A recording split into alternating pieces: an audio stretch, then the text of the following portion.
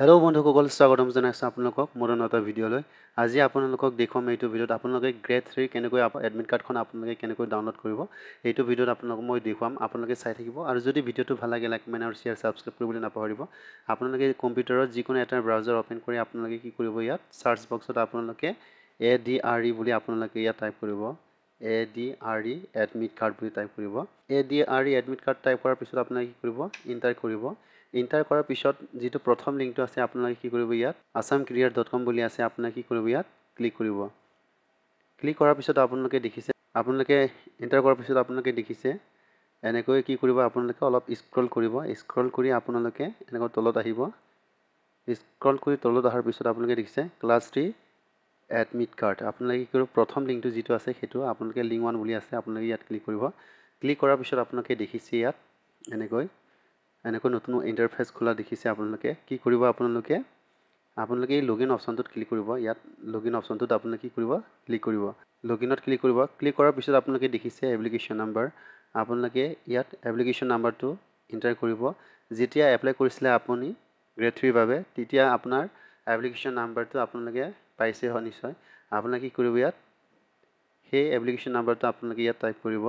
Type কৰাৰ পিছত আপোনালোকে কি কৰিব, ইয়াত পাছৱৰ্ড, আপোনালোকৰ পাছৱৰ্ডটো এণ্টাৰ কৰিব। যেতিয়া আপোনালোকে ৰেজিষ্টাৰ কৰিছিলে গ্ৰেড 3ৰ বাবে, সেই সময়ত হয়তো আপোনাৰ মোবাইলত এটা পাছৱৰ্ড আহিছে আৰু লগতে এপ্লিকেশ্যন নাম্বাৰটো আহিছে, সেইটো আপোনালোকে কি কৰিব, ইয়াত টাইপ কৰিব।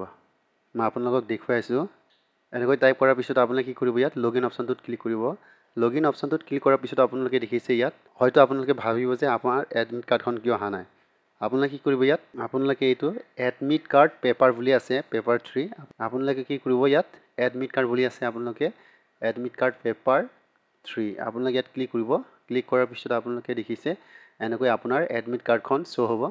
আপোনালোকে কি কৰিব, ইয়াত এনেকৈ ডাউনলোড কৰি ল'ব। ছেভ এছ PDF বুলি আছে, আপোনালোকে ইয়াত এনেকৈ ছেভ কৰিব পাৰিব। মই যিহেতু ছেভ কৰি ৰাখিম। আপোনালোকে যদি প্ৰিণ্ট আউট কৰিবলৈ বিচাৰে তেন্তে প্ৰিণ্ট আউট কৰি ল'ব পাৰিব। আপোনালোকে এনেকৈ ছেভত ক্লিক কৰিব। আপোনালোকে দেখিছে এক্সামিনেশ্যন চেণ্টাৰ, আপোনালোকে ইয়াত দেখিছে যিহেতু ইয়াত ডিফু গাৰ্লছ কলেজ আছে, মোৰ যিহেতু ডিফু গাৰ্লছ কলেজত পৰিছে কাৰ্বি আংলং ধৰমনালা। আপোনালোকে দেখিছে ইয়াত এক্সাম চেণ্টাৰটো আপোনালোকে, আৰু কেই তাৰিখে হ'ব ইয়াত লিখা আছে, ছানডে 15 তাৰিখে হ'ব মোৰ এক্সাম, যিহেতু 10:30 পৰা 11:30লৈকে। আপোনালোকে এনেকৈ ডাউনলোড কৰিব পাৰিব গ্ৰেড 3 এডমিট কাৰ্ডখন। আপোনালোকে ঘৰত বহিয়ে এনেকৈয়ে আপোনালোকে ডাউনলোড কৰি ল'ব পাৰিব গ্ৰেড 3ৰ এডমিট কাৰ্ডখন। সব বন্ধুসকল, আপোনালোকে কি কৰিব, লগ আউট কৰি দিব। আজিৰ ভিডিঅ'টো ইমানেই। যদি ভিডিঅ'টো ভাল লাগে লাইক কমেণ্ট আৰু শ্বেয়াৰ ছাবস্ক্ৰাইব কৰিবলৈ নাপাহৰিব। ধন্যবাদ।